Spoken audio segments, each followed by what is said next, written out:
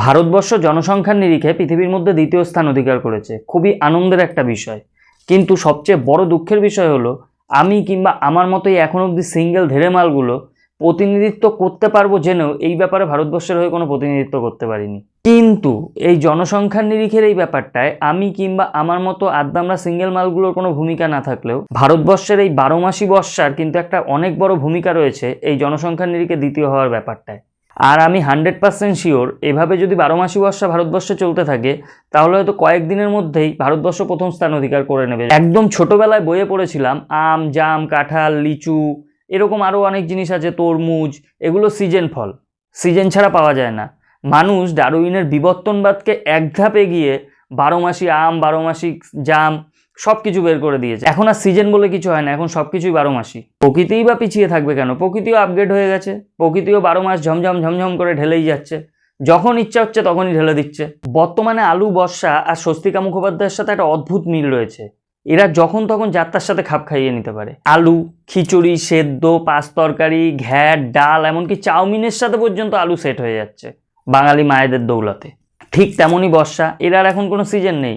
গ্রীষ্ম, শরৎ, হেমন্ত, শীত, বসন্ত, যাতে ইচ্ছা পাচ্ছে তাতেই ঢুকে যাচ্ছে। আর শেষেরটা আর বললাম না। বর্ষা হলে শুধু ব্যাঙেদেরই আনন্দ হয় না ভাই, বর্ষা হলে কেসি পালান সন্সেরও আনন্দ হয়। এই যে ভারতবর্ষে এখন বর্ষাটা চলছে, এর স্থানকাল পাত্র বলে কিছু নেই।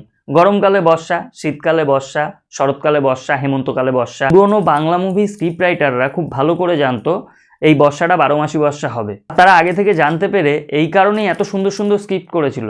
ওইসব মুভিতেও কোনো স্থানকাল পাত্র ছিল না। নায়ক নায়িকা একটু ফাঁকা জায়গা পেল, একটু একা একা হয়ে গেল, ব্যাস আকাশ অন্ধকার হয়ে গেল, মেঘ ডাকা শুরু হলো, বিদ্যুৎ চমকানো শুরু হলো, বর্ষা শুরু হয়ে গেল। বাংলা মুভিগুলোতে বৃষ্টি পড়লে কিংবা বর্ষা শুরু হলে কি হয়? নায়ক নায়িকা রোমান্টিক হয়ে যায়, রোমান্স শুরু হয়।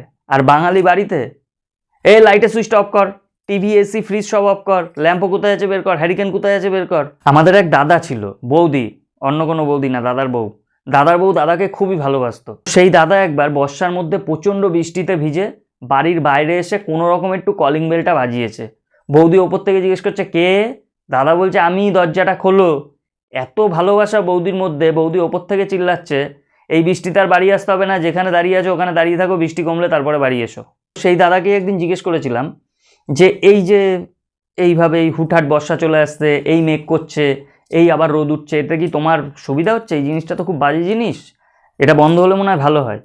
দাদা ওদিক থেকে বলছে না না, এতে খুব ভালো হচ্ছে আমার। আমি বলছি কেন? বলছে ওই যে বৌদি ছাদে জামাকাপড় শুকাতে দেয়, একটু পরে মেঘ করে, আবার সিঁড়ি দিয়ে ওঠে, জামাকাপড় সরিয়ে দেয়, আবার রোদ ওঠে, আবার সিঁড়ি দিয়ে ওঠে, আবার জামাকাপড় মেলে দেয়। সারাদিন ওই শুয়ে গুড়িয়ে থাকার থেকে একটু ব্যায়াম তো করছে।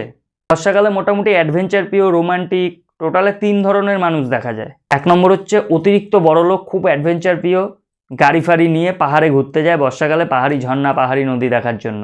2 নম্বর হচ্ছে মধ্যবিত্ত, যাদের পাহাড়ে ঘুরতে যাওয়ার সামর্থ্য নেই, ওই বৃষ্টি নামলো বাড়ির সামনে রাস্তায়, বাড়ির ওপরে ছাদে বেরিয়ে গেল, বৃষ্টিতে ভিজলো, আহ কি আনন্দ। 3 নম্বর হচ্ছে আমার মতো কাঙাল মালগুলো, যেগুলো বৃষ্টি নামলে বাড়ির বাইরে যাওয়ার তো কোনো কথাই ওঠে না।